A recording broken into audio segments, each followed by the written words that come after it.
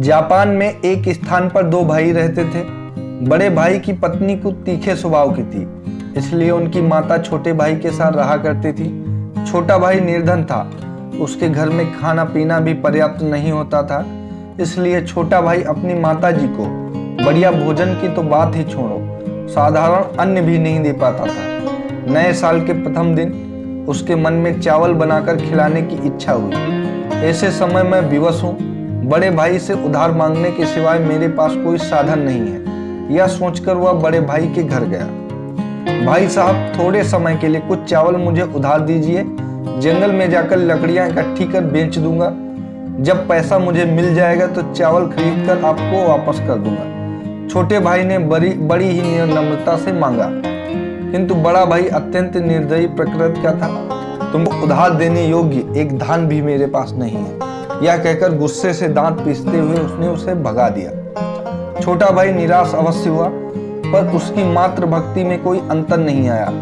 वह विवश होकर दूर पहाड़ पर जाकर पहाड़ी फूल ही ले आया।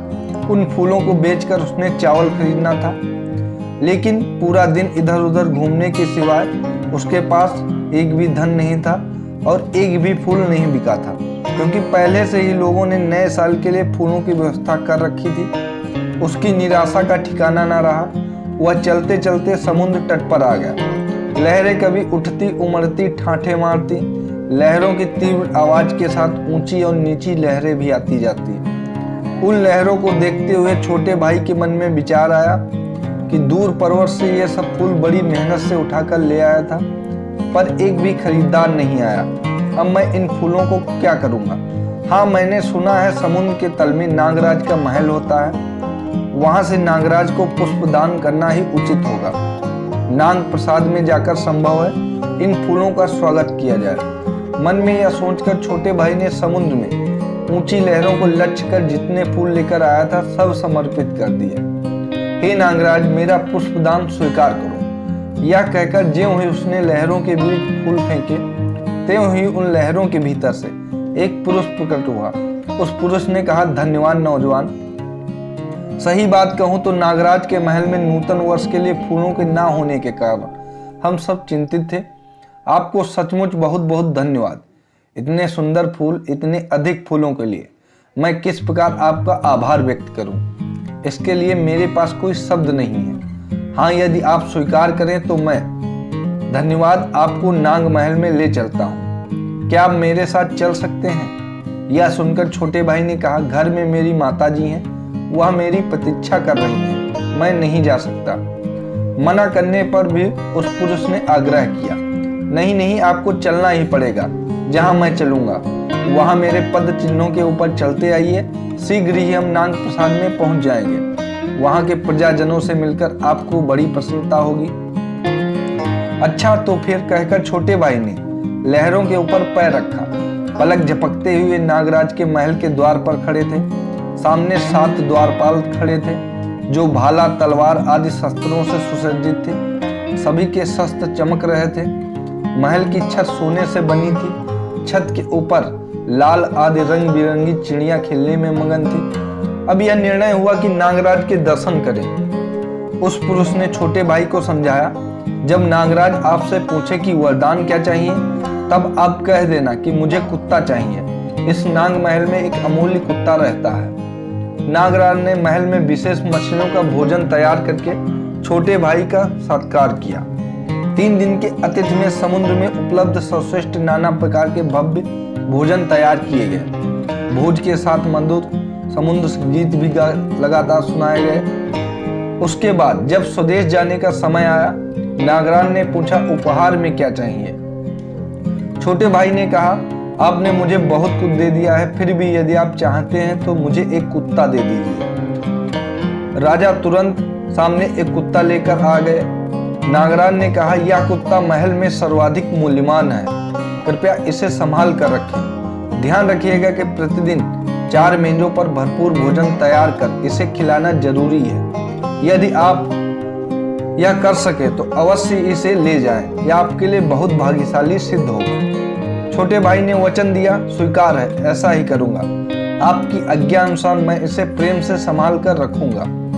उसने नागराज से विदाई ली और अपने देश की ओर चल पड़ा। मालूम हुआ कि नागराज के महल में वह सिर्फ 3 दिन ही था, किंतु वास्तव में 3 वर्ष का समय बीत चुका था। माता जी के पास खाना तो था नहीं, पड़ोसी लोगों को उनकी देखभाल करनी पड़ी थी। जब नागराज से छोटा भाई कुत्ता लेकर आया तो पड़ोसियों ने पूछा, जब अपने लिए खाना पूरा नहीं होता तो ऐसी स्थिति में कुत्ता लेकर क्या करोगे? छोटे भाई ने कहा, आप संयम से कुछ समय देखते रहिएगा। वह प्रतिदिन 4 मेजों पर यथासंभव भव्य भोज बनाकर कुत्ते को उसी तरह खिलाता था जिस प्रकार किसी मालिक को खिलाया जाता है। कुत्ते ने खाना खा लिया। खाने के बाद वह पहाड़ पर चला गया। वापस लौटा तो उसके मुख में एक बड़ा सा रीछ पकड़ लाया, जिसे देखकर छोटा भाई व माँ हैरान चकित हो गए। उसका मांस, चमड़ा, दांत सब कीमती थे। अब उन्हें रोज एक रीछ मिल जाता था। देखते देखते हुए धनी बन गए। एक दिन बड़े भाई को मालूम हुआ। वह दौड़ता दौड़ता छोटे भाई के पास आया। क्या तुम्हारे पास एक ऐसा कुत्ता है जो रीछ लेकर आता है रोज? आते ही बड़े भाई ने छोटे भाई से पूछा। जी भाई, उत्तर मिला। यदि ऐसा है तो मैं उस कुत्ते को एक बार ले जाना चाहता हूँ। बड़े भाई ने रौब से कहा। नहीं भाई जी, ऐसा नहीं हो सकता। आप मेरे बड़े भाई जरूर हैं, परंतु यह कुत्ता मेरे लिए खजाना है। मेरा कुत्ता सुवर्ण तुल्य है, यानी कि सोना के बराबर है। बड़े भाई ने उसकी बात ना मानी और बलपूर्वक कुत्ता ले गया। घर जाकर उसने 5-6 मेजों पर विभिन्न प्रकार का खाना बनवाया और उस कुत्ते को खिलाया। उसकी मनोकामना थी कुत्ता उनके लिए भी अधिक से अधिक रीछ पकड़ कर लाए। कुत्ते ने सब खाना खत्म कर दिया। वह अपूर्व बलवान बन गया और दूसरे क्षण जैसे ही खाना खत्म हो गया, बड़े भाई के सामने कूद पड़ा।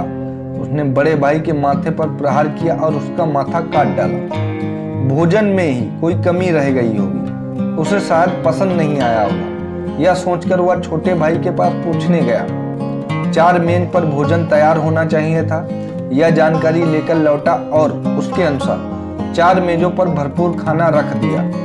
इस बार नागराज का कुत्ता अवश्य ही रीछ ले आएगा। मन में यह सोचकर कहा। छोटे भाई ने जैसा बताया वैसा ही बनाकर खाना रख दिया। तू जल्दी खा और सीधा पहाड़ पर जा, मैं बड़े रीछ की आशा करता हूँ। या बैठकर कुत्ते ने यूं सिर हिलाया जैसे उसकी बातें समझ में आ गई हों। उसने तुरंत ही खाना खाया। बड़ा भाई कुत्ते की सारी गतिविधियां देख रहा था। अब रीछ पकड़ने जाएगा, मन में सोच रहा था, पर आशा के विपरीत पहाड़ की ओर न जाकर वह जोर से भौंका और बड़े भाई की ओर लपका। उसने बुरी तरह बड़े भाई का घुटना काट डाला। बड़ा भाई दंग रह गया। उसके गुस्से का ठिकाना ना रहा। बदतमीज कहीं का, वह उत्तेजित स्वर में चीखा, अरे उपद्रवी, मैंने तुझे इतना प्यार किया और तूने ही मुझे काट लिया। ठहर तो, अब मैं तुझे मौत के घाट उतारता हूँ। उसने हाथ में डंडा उठाया और कुत्ते के सिर पर जोरों से प्रहार कर दिया। चोटग्रस्त होकर कुत्ता लगभग मृतप्राय हो गया। ऐसा लगता था मानो गहन निद्रा में डूब गया हो। उसके मुख पर पूर्ण शांति थी। पर्याप्त समय व्यतीत होने पर कुत्ता वापस न मिलने पर छोटे भाई को बहुत चिंता हुई। अतः परेशान हो वह स्वयं बड़े भाई के घर गया। भाई, मेरा कुत्ता कहाँ है? वह कैसा है? उसे क्या हुआ?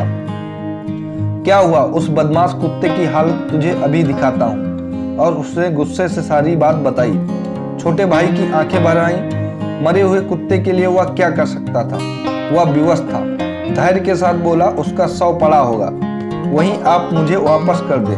उसने मृत कुत्ते को अपने घर के सामने आंगन में दफनाया। उसकी समाधि के पास फूलों के पौधे लगाए और जड़ में पानी दिया।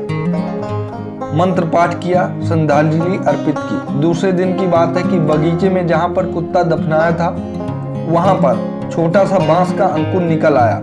रोज पानी डालना और प्रार्थना करना उसकी दिनचर्या बन गई थी। दिन ब दिन देखते देखते पौधा बड़ा होता गया और अंत में सचमुच खूब लंबा, सीधा, सुंदर बांस बन गया। वह बांस सफल आगमन नामक अद्भुत बांस था जो दुनिया में अपूर्व था और देवलोक तक पहुंच जाने की क्षमता रखता था।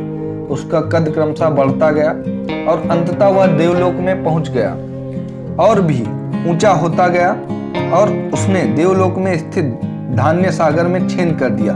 अन्न के भंडार में छेद हो जाने के कारण अन्न गिरने लगा। एक दिन प्रातःकाल छोटा भाई उठकर बाहर आया। उन्होंने आंगन में देखा कि सफल आगमन नाम के बांस के फूल में श्वेत चावल का पहाड़ बना हुआ था।